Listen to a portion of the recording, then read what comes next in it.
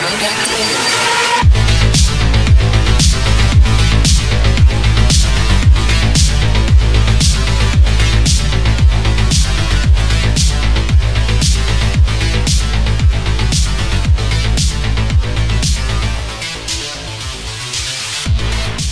Ansary here. It is August 2nd in the year 2018. So I would like to bring your attention to the fact that we have this news. It's more important than political news, and it's about Mars and its proximity to the Earth. And I have been noticing, and maybe you've noticed it too, we've noticed it with the full moon, a connection between the world events. Look at what's happening, what's trending between Trump and Iran. And many Trump supporters don't want to see a war with Iran because of how that could affect the markets and trigger potentially a larger conflict. So, at the top of the pyramid, are there individuals in the power structure beyond the left-right paradigm that are engineering civil unrest scenarios and other conflicts and other major events during certain periods on the timeline where they're trying to get people to react in a certain way? I've been discussing this for years. One of the things that I'm known most for is that 2009 article. Maybe not by everybody watching now, but for some people on the internet, that was published in Nexus magazine, Solar Maximum and the Earth's Weakening Magnetic Field. And in that article, I make references to something that I learned from Burl Payne. There are periods in which there's an increase in solar activity. We also see an increase in battles, in wars. And if we look historically at the scientific data, get statistics on it. And I'd love at some point to have a volunteer or someone to work with me that has an interest in creating the data charts or what's been happening in recent years. There was a Russian, he was a scientist, and in 1918, Alexander Chavinsky collected 2,500 years of cycles of war and peace and correlating it with the sunspot count. So for those of you that are familiar with lectures about sunspot counts and its effect on the climate, then maybe you can understand also other charts that relate to the human behavioral response. And a lot of this is because of magnetism. There's a reason why I'm an ex-Portlander. There's a reason why I left that stronghold, that left-leaning stronghold. There's some decent people there. There's some decent people in Oregon, even Aurora, Oregon, where I grew up, south of Portland. But there's a reason why ultimately I left, and it's beyond politics. And I want to close in on that now. I don't know how much longer we have left till the main event begins. But the West Coast is going to be more vulnerable to other places. And I think there's a meme out there to make Portland look like a place worth it could see even a false event or a manufactured event to be blamed on convenient enemies of the day for the 2 minutes of hate, 1984. It seems right for something like that, for Portland maybe even to be ground zero for some event. So let us, through our prayers, a prayer of protection of the people of the Pacific Northwest, all the people, and that includes outside of Portland, surrounding rural areas in Oregon, Washington, because what they're going to be facing is an occupation by foreign forces when America's defenses come down. So if you're new to my work, Fourth Horse Rising, and that's a mashup of clips indicating they've been planning this for multiple decades. So any criticism of the path to war is based on what we've been doing. I've been involved in this for 13 years now. I got involved in the alternative media with the Portland Cable Access Show in 2004, 2005, and became very unpopular when Obama was the president because I wasn't in support of the idea that he was bringing change. And I deal with the same complications today. It sucks to be called someone's political enemy when you really care about everyone and you're genuinely independent. But I'm glad that I woke up from the pipe dream, that I can maybe bring the Portlanders together, and help the city prepare for a period where it may not have food coming in and out. That was my vision for Portland in 2011. Maybe a Portland where the people that really got it, the need to be prepared, the need to have extra supplies on hand to be in a community where people are working together. And now people are so divided. You have people being called Nazis that may not even be called Nazis. I may not agree with someone's particular political, but I'm not stopping anyone from doing anything. More or less, I feel like people are upset with me because I have a unique opinion at times. Most of you enjoy the outside-the-box commentary. For some people, it's so new to them, it's so foreign, the outside-the-box ideas, right, that they will label it. To the Democrats, I was a right-wing conspiracy theorist the whole time I did my show in Portland, and it sucked. Made a friend in Puyallup, Washington once over at the Survival Center, and it was cool to help him open up a business called the Portland Preparedness Center that was on 72nd and Gleason for about a year.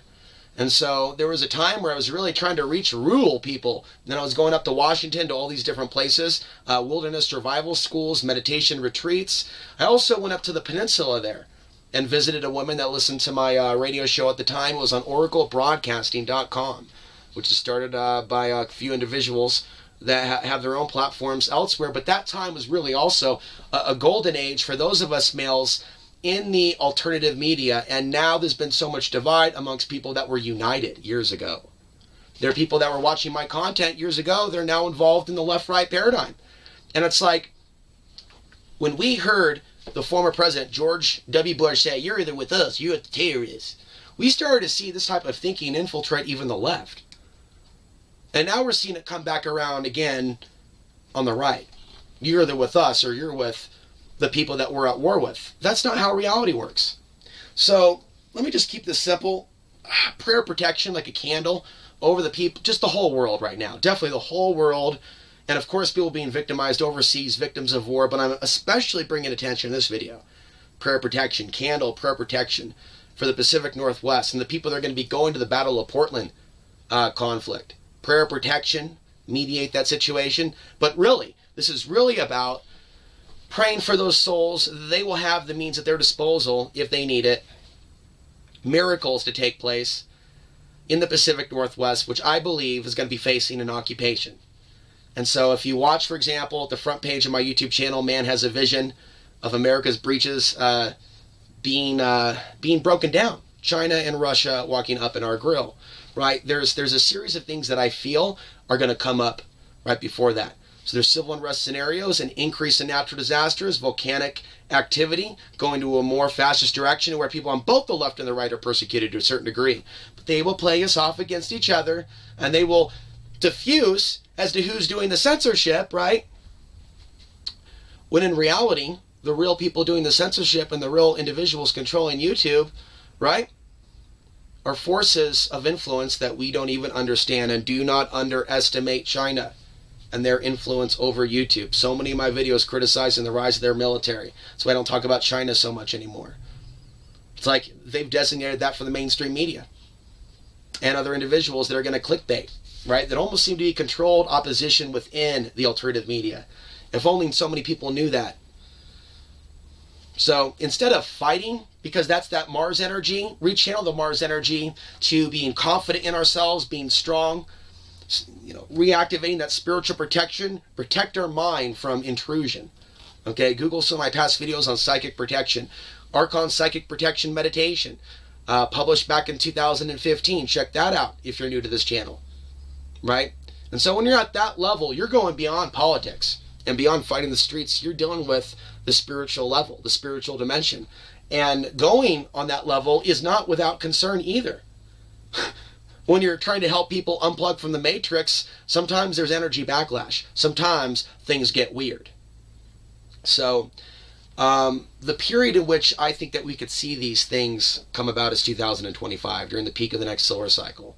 Something planned that could lead to this reaction from China and Russia. And I think that they have control of our government process, and they will put people in power to make all Americans look bad, including white Americans. But they could start with doing certain things, maybe in some areas, flood a certain area of the planet deliberately with immigrants to create some sort of strife, right?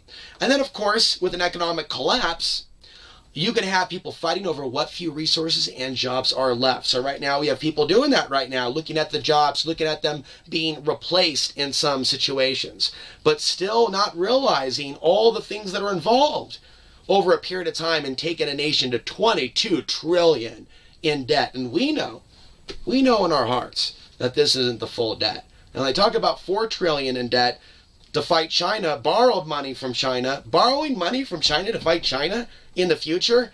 I think that's more evidence than ever that what I've been saying for years about the stage-managed World War III scenario, the United States is not designated to win. So what does that mean for people of the Pacific Northwest or people on the West Coast? There are many people that have had visions and dreams And so the people of rural Washington are actually going to be at the front lines. And if anything Leon Legault said is correct, places like Colorado and other places in Middle America will be where the resistance forms. So I'm just throwing that out there as a possibility. People get really wrapped up in all different types of futuristic sci-fi scenarios, and there's Call of Duty video games. And sometimes I think all those things, all those movies, you know, just like they talk about the Russian bots on Facebook working both sides of the conflict, and YouTube manually confirms the demonetization of me just bringing that up.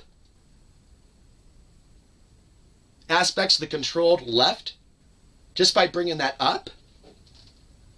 And so left will marginalize me, a Trump supporter. Unfortunately, a lot of Trump supporters are marginalizing me as left. And it's like, at some point, those of us that are independent need to be a little bit more proactive at finding each other, and not so much a political party, but like a parallel society. We're outnumbered by the Democrats. We're outnumbered by the Republicans.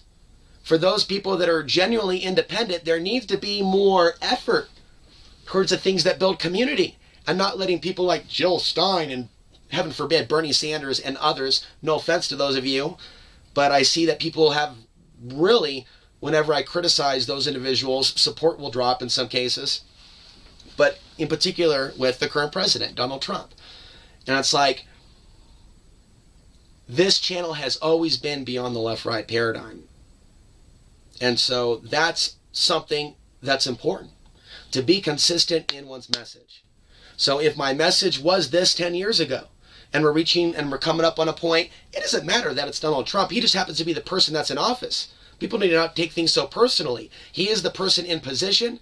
And for years, like my interview with Joel Skousen, we've talked about future wars with Russia, with China. Same stuff Joel Skousen was talking about when he sat with me in Portland, Oregon, on Northeast MLK at that studio, are manifesting now.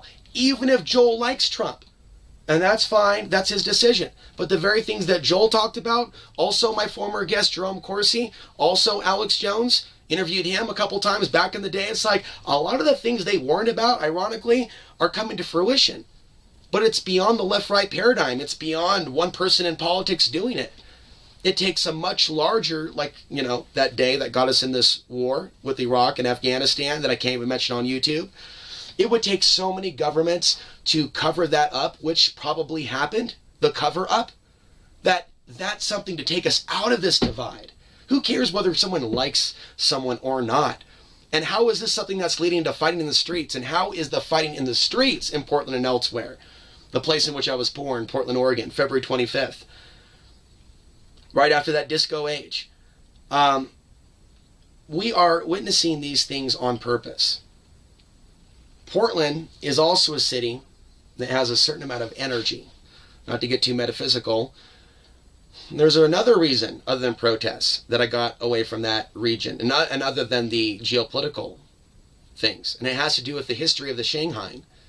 And so, you know, certain areas where there's a lot of disincarnate spirits, where there's been a history of a lot of fighting and conflict and alcoholism and men being kidnapped in Shanghai, like the early days of Portland.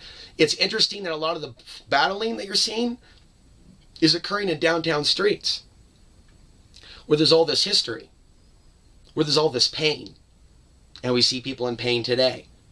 Am I really that crazy to draw a line between the Portland of today and other places of today and all of this strife, and places in which there was a lot of pain and suffering and slavery in the past? And I mean all types of slavery, not just to African Americans. I mean like white slavery within this nation and discrimination. Just a lot of old energy and trauma that people went through, including the Irish, right? That's still there. So I do think that that is something that we're dealing with. There is like this larger, like emotional wave. And we got to learn to take a deep breath and protect our field of energy. Not allow ourselves to be so reactive. Even when you see somebody of your perceived tribe, whatever that is, being attacked on YouTube, you don't have to then pick up a weapon and then take something out on somebody that did nothing to you, accusing them of being a part of that group. Groupthink, right? As an individual, we're all individuals. And people need to understand that media is working in a particular direction. Facebook is a way, and they get a lot of practice doing it, in which various different types of groups have content marketed to them that's marketed to them to get them to rise up, including, as I said earlier, elements of the anti-Trump movement. You know, as one of the examples shown from the resist group or resistance was showing Aztec symbolism to trigger some of that ancestral programming for some of those individuals to fight whiting. I'm telling you, man, I saw this coming a mile away, and we are going to the next level of it. So prayer protection for people that are going to be going to the rallies, prayer protection for people that are living in Portland. Heaven forbid Portland would ever deal with a major event, and it's sad people want to see something bad happen to Portland, but there's tons of people that have different political views that aren't involved in that rioting that live in the Pacific Northwest. Ranchers, farmers, conservative areas, all those areas would be affected by Portland being hit after some sort of red button pushing. This is something to keep in mind.